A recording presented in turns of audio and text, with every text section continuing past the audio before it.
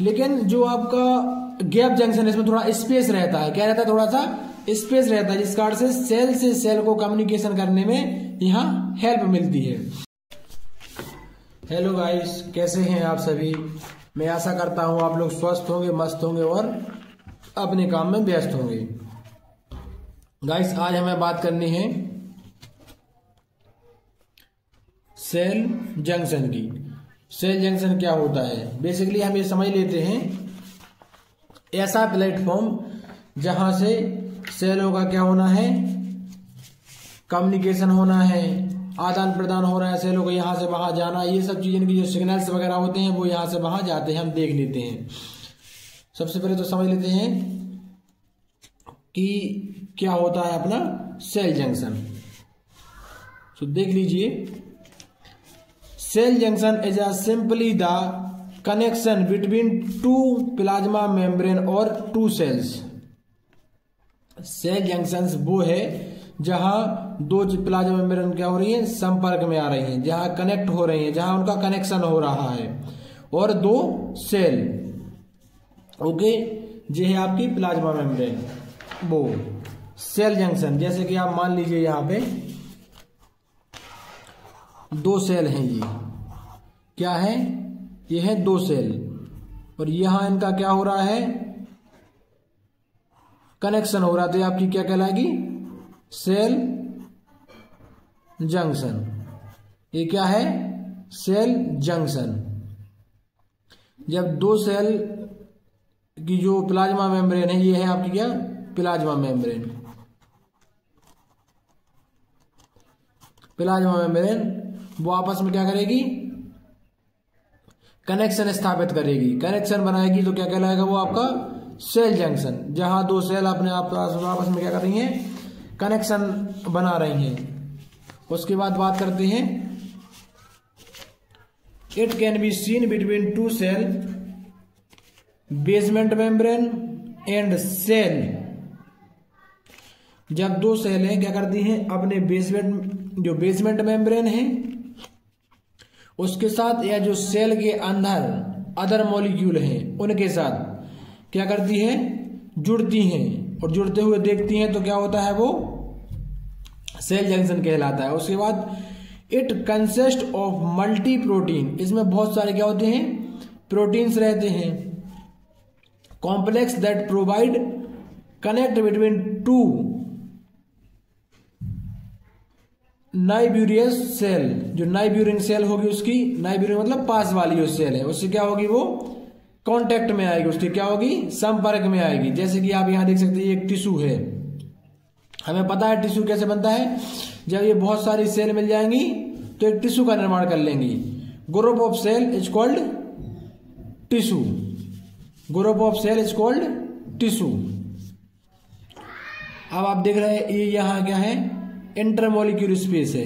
क्या है, inter cellular space है। यहां मॉलिक्यूल नहीं है ना, तो ये क्या है, इंटरसेलुलर स्पेस है। ये है आपका बेसमेंट, जो भी बेस रहता है वो क्या है, इसका बेसमेंट है। क्या है, इसका बेसमेंट है। ये सेल का बेसमेंट है। इसके जो बाहरी ओर स्पेस रहेगा वो क्या कहलाएगा, एक्स्ट्रा सेलुलर स्पेस। अब आप देख पा रहे हैं कि जो दो सेल आपस में जुड़ रही हैं ना, मिल रही हैं, कनेक्ट हो रही हैं, वो क्या है, सेल जंक्शन है। वो क्या है, सेल जंक्शन है। अब बात कर लेते हैं सेल जंक्शन का फंक्शन और उसके टाइप की। तो सबसे पहले इसके फंक्शंस देख लेते हैं। फंक्शन ऑफ सेल जंक्शन, जैसे कि आपको समझ में तो आ गया होगा, फिर भी थोड़ा समझ लेते हैं अपन सेल जंक्शन के फंक्शन क्या होते हैं। Help in attachment of cell, दो सेलों को आपस में जोड़ के रखती है कौन, सेल जंक्शन। जो सेल जंक्शन होता है वो दो सेलों को क्या करता है, आपस में जोड़ता है। उसके बाद help in transfer of iron substance, जो एक्वायरमेंट मॉलिक्यूल इनको क्या करती है, ट्रांसफर करती है कौन, cell junction. To prevent the movement of unwanted substance, जो अनवांटेड सब्सटेंस रहते हैं उनसे क्या करती है, प्रिवेंट करती है हमारी सेल को।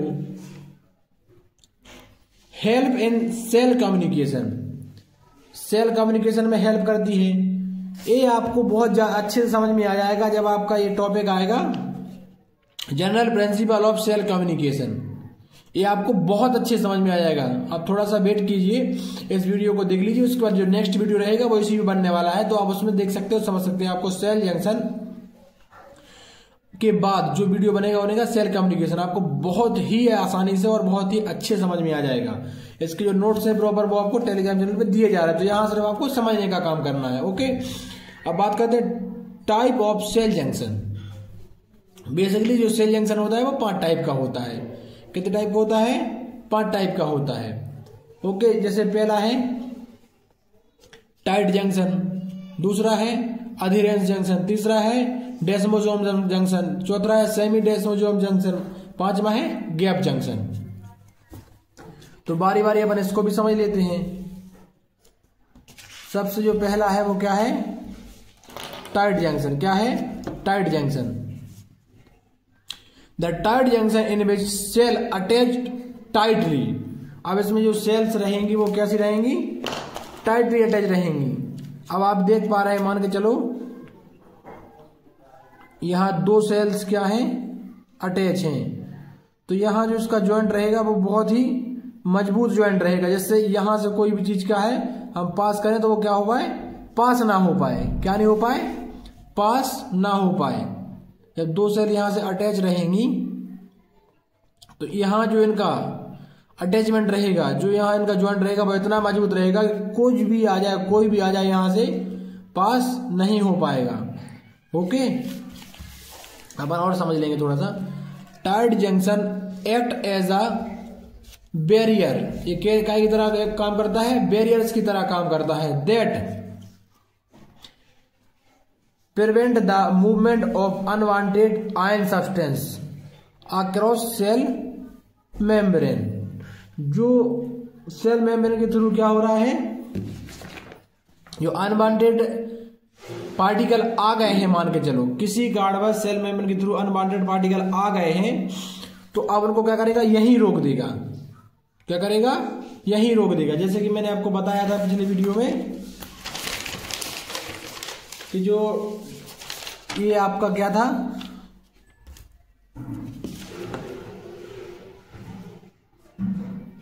ये जो आपका ट्रांसपोर्ट अक्रॉस सेल मेम्ब्रेन था, उसमें पैसिव डिफ्यूजन और एक्टिव डिफ्यूजन हो रहा था। ये यहाँ एक क्या लगा हुआ था? गेट लगा हुआ था। मान के चलो यहां अगर आ भी गए हैं तो यहां क्या है? टाइट जंक्शन है, वो क्या कर देगा? यहां इसको रोक देगा। अब ये अंदर एंटर नहीं कर पाएगा। कहा? अंदर एंटर नहीं कर पाएगा। जो सेल मेम्ब्रेन का जो बेसमेंट है वहां तक नहीं पहुंच पाएगा। तो ये सर्कुलेशन सिस्टम में पहुंचने में इसको बहुत समस्याएं देखने को मिलेंगी। ओके, अब हम बात कर लेते हैं आगे।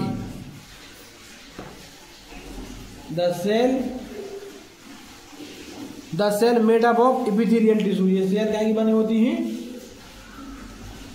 इपिथेलियल टिश्यू की बनी होती हैं। अब पता है टिश्यू भी हम पढ़ेंगे आगे और बहुत अच्छे से उसको समझेंगे। आपको सिर्फ यहाँ ये समझ में चल रहा है कि ये अपन क्या देख रहे हैं यहाँ पे। Epithelial tissue that found in stomach. ये कहाँ होते हैं? पेट में होते हैं। लार्ज और स्मॉल इंटेस्टाइन में होते हैं। यूरिनरी ब्लैडर में होते हैं। That contain many tight connective tissue. That contain जो टाइट जंक्शन होता है उसमें बहुत से क्या होते हैं? जैसे टिश्यू प्रेजेंट रहते हैं। That prevent the leaking of component into the blood. Blood में लीक जो कंपोनेंट्स होता है उनको लीक होने से ये प्रिवेंट करता है, बचाता है। जैसे कि आप यहां देख लेते हैं, ये आपका क्या है? प्लाज्मा मेम्ब्रेन है। इसमें ये क्या है? टाइट जंक्शन बना हुआ है। अब इसमें मान के चलो आपका लिक्विड फ्लूइड है, कोई बॉटल है यहाँ पे, वो यहाँ लीक ना हो। जैसे आप यहाँ समझ लीजिए आपका यूरिनरी ब्लैडर है या यूरिन भरा हुआ है, ठीक है। और ये क्या है, यहाँ टाइट जंक्शन है, मान के चलो यहाँ है, और यहाँ से क्या है, ब्लड जो वेसल्स है वो कनेक्टेड है। अगर यहाँ से लीक हो जाएगा तो ब्लड में पास हो जाएगा, तो इसको ये पास होने से क्या करता है, रोकता है। कौन, टाइट जंक्शन।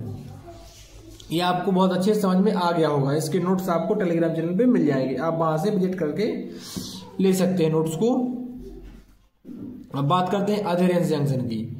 देज are also called belt demo डेस्मोसोम।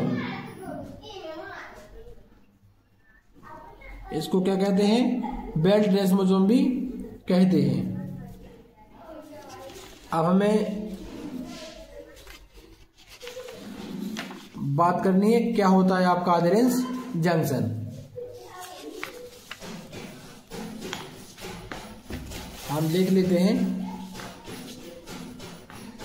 देज are also called belt desmosome, ये इनको अपन बेल्ट डेस्मोसोम के नाम से भी जानते हैं। Adherence junction contain plug form. अब ये काय को लेके चलते हैं, प्लग्स को लेके चलते हैं, मतलब जहां एक प्लग टाइप का फॉर्म हो रहा है काय में, हमारे जो सेल्स वगैरह है उनमें। Adherence junction made up of dense layer of protein. ये काय की बनी होती है, डेंस लेयर प्रोटीन की बनी रहती है या डेंस टिश्यू की बनी रहती है। इसमें क्या रहता है, इसमें रहता है ग्लाइकोप्रोटीन। इसमें क्या रहता है, glycoprotein. The glycoprotein provide help to join the cell. Cell को सेल से क्या करता है, जोड़ने में हेल्प करता है। कौन, ग्लाइकोप्रोटीन। जैसे आप ये देख लीजिए, ये ग्लाइकोप्रोटीन की क्या है, जो हमारी सेल्स के जो रिसेप्टर्स वगैरह है, मॉलिक्यूल वगैरह है, वो बने हुए हैं, ठीक है। यहां से क्या कर रहे हैं, ये जो क्या कहते हैं इंफॉर्मेशन है या जो भी मॉलिक्यूल उनको एक्सेप्ट कर रहे हैं। तो ये देखना, ये देख पा रहे, ये प्लग है, क्या है, ये प्लग है,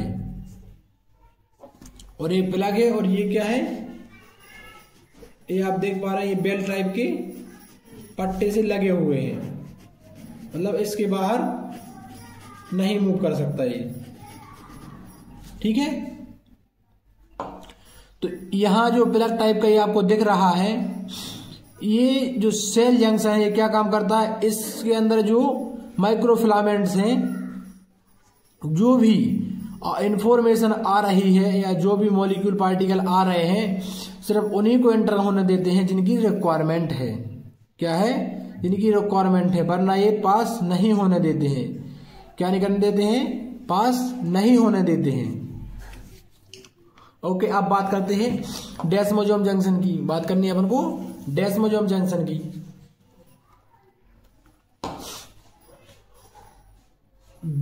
जो the desmosome junctions, this junction keep the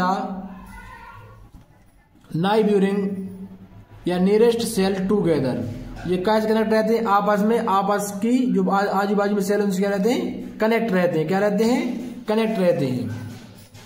they contain plug, ये भी सेम प्लग कंटेन करके रखते हैं, ठीक है।